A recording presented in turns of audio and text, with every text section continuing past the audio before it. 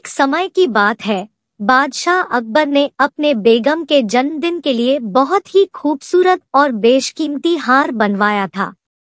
जब जन्मदिन आया तो बादशाह अकबर ने वह हार अपनी बेगम को तोहफे में दे दिया, जो उनकी बेगम को बहुत पसंद आया।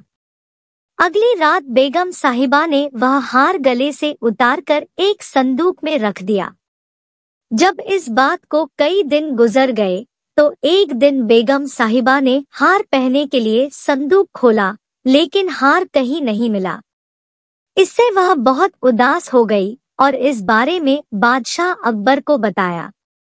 इस बारे में पता चलते ही बादशाह अकबर ने अपने सैनिकों को हार ढूंढने का आदेश दिया, लेकिन हार कहीं नहीं मिला। इससे अकबर को यकीन हो गया कि बेगम का हार चोरी हो गया है। फिर अकबर ने बीरबल को महल में आने के लिए बुलावा भेजा। जब बीरबल आया तो अकबर ने सारी बात बताई और हार को खोज निकालने की जिम्मेदारी उसे सौंप दी। बीरबल ने समय व्यर्थ किए बिना ही राजमहल में काम करने वाले सभी लोगों को दरबार में आने के लिए संदेश भिजवाया। थोड़े ही देर में दरबार लग गया। दरबार में अकबर और बेगम सहित सभी काम करने वाले हाजिर थे, लेकिन बीरबल दरबार में नहीं था। सभी बीरबल का इंतजार कर ही रहे थे कि तभी बीरबल एक गधा लेकर राज दरबार में पहुंच जाता है।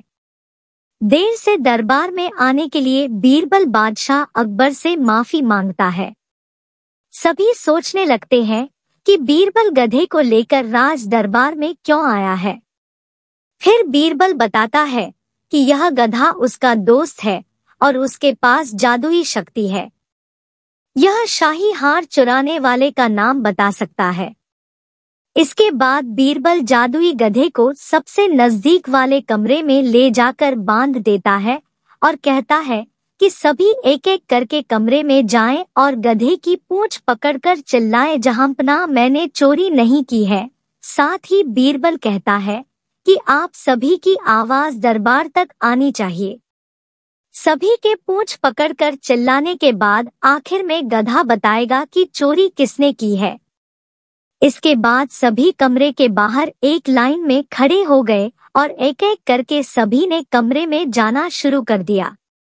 जो भी कमरे के अंदर जाता तो पूंछ पकड़कर चिल्लाना शुरू कर देता, जहांपनाह मैंने चोरी नहीं की है।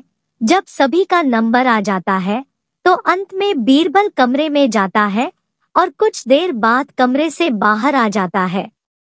फिर बीरबल सभी काम करने वालों के पास जाकर उन्हें दोनों हाथ सामने करने को बोलता है और एक एक करके सभी के हाथ सूंघने लगता है। बीरबल की इस हरकत को देखकर सभी हैरान हो जाते हैं। ऐसे ही सूंघते सूंघते एक काम करने वाले का हाथ पकड़कर बीरबल जोर से बोलता है, जहांपनाह इसने चोरी की है। ये सुनकर अकबर बीरबल से कहते हैं, तुम इतने यकीन के साथ कैसे कह सकते हो कि चोरी इस सेवक ने ही की है? क्या तुम्हें जादुई गधे ने इसका नाम बताया है? तब बीरबल बोलता है, जहांपनाह यह गधा जादुई नहीं है। यह बाकी गधों की तरह साधारण ही है। बस मैंने इस गधे की पूंछ पर एक खास तरह का इत्र लगाया है। सभी सेवकों ने गधे की पूंछ को पकड़ा, बस इस चोर को छोड़कर। इसलिए इसके हाथ से इत्र की खुशबू नहीं आ रही है। फिर चोर को पकड़ लिया गया और उससे चोरी के सभी सामान के साथ ही बेगम का हार भी बरामद कर लिया गया। बीरबल की इस अक्लमंदी की सभी ने सराहना की और बेगम ने खुश होकर बादशाह अकबर से उसे उपहार भी दिलवाया। कहानी से सीख। इस कहानी से यह सीख मिलती है कि बुरे काम को कितना भी छुपाने की कोशिश करो, एक दिन सबको पता चल ही जाता है। इसलिए बुरे काम नहीं करने चाहिए। एक दिन एक कवि किसी धनी व्यक्ति से मिला और उसे कई सुंदर कविताएं इस आशा के साथ सुनी कि शायद वह धनवान खुश होकर कुछ आएगा अवश्य। लेकिन वह धनवान भी महाकंजूस था। बोला, तुम्हारी कविताएं सुनकर दिल खुश हो गया। तुम कल फिर आना, मैं निराश होकर खुश हो जाऊंगा। कल शायद अच्छा इनाम होगा, ऐसी कल्पना हुई। वह कवि घर और सो गया।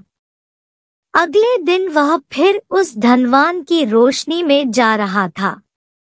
धनवान ने कहा, सुनो कवि महाशय, जैसे मुझे अपनी कविताएं सुनाकर खुश किया था, उसी तरह मैं भी तुम्हें बुलाकर खुश हूँ। मेट कल कुछ भी नहीं दिया, इसलिए मैं भी कुछ नहीं दे रहा।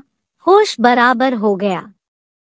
कवि अत्यंत निराश हो गए। उसने अपनी बीती एक दोस्त को कहा सुना और उस दोस्त ने बीरबल को बताया।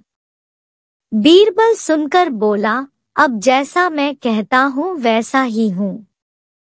तुम उस धनवान से मित्रता करके उसे खाने पर अपने घर बुलाओ। हाँ, अपने कवि मित्र को भी बुलाना मत भूलना। मैं तो वहाँ मौजूद ही रहूंगा। कुछ दिनों बाद बीरबल के आयोजन के अनुसार कवि के मित्र के घर में दोपहर को भोज का कार्यक्रम तय किया गया। उसी समय पर वह धनवान भी आ रहा है। उस समय बीरबल, कवि और कुछ अन्य मित्र बातचीत में मशगूल थे। लगभग समय जा रहा था लेकिन खाने पीने का कहीं कोई नामोनिशान नहीं था। वे लोग पहले की तरह बातचीत में लगे हुए थे।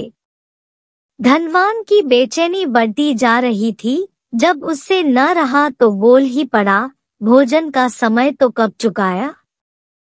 क्या हम खाने पर नहीं आए? खाना? कैसा खाना? बीरबल ने पूछा। धनवान को अब क्रोध आ गया। क्या मतलब है लक? क्या मुझे यहाँ खाने पर नहीं बुलाया जाना है? खाने का कोई निमंत्रण नहीं था। यह तो आपको खुश करने के लिए खाने पर जाने को कहा गया था, जवाब बीरबल ने दिया। धनवान का परा सातवें आसमान पर चढ़ा, क्रोधित स्वर में बोला, यह सब क्या है? इस तरह किसी इतने बड़े आदमी को बेइज्जत करना ठीक है क्या? मेट ने धोखा दिया है। अब बीरबल हंसता हुआ, अगर मैं कहूँ कि इसमें कुछ भी गलत नहीं है तो? सिंथेटिक इस कवि से यही देश ने धोखा किया था ना कि कल आया तो मैंने भी कुछ ऐसा ही किया। तुम्हारे जैसे लोगों के साथ ऐसा ही व्यवहार होना चाहिए। धनवान को अब अपनी गलती का आभास हुआ और कवि को अच्छा इनाम देकर वहां से विदा ली। वहां मौजूद सभी बीरबल की प्रशंसा भरी नजरों से देखें।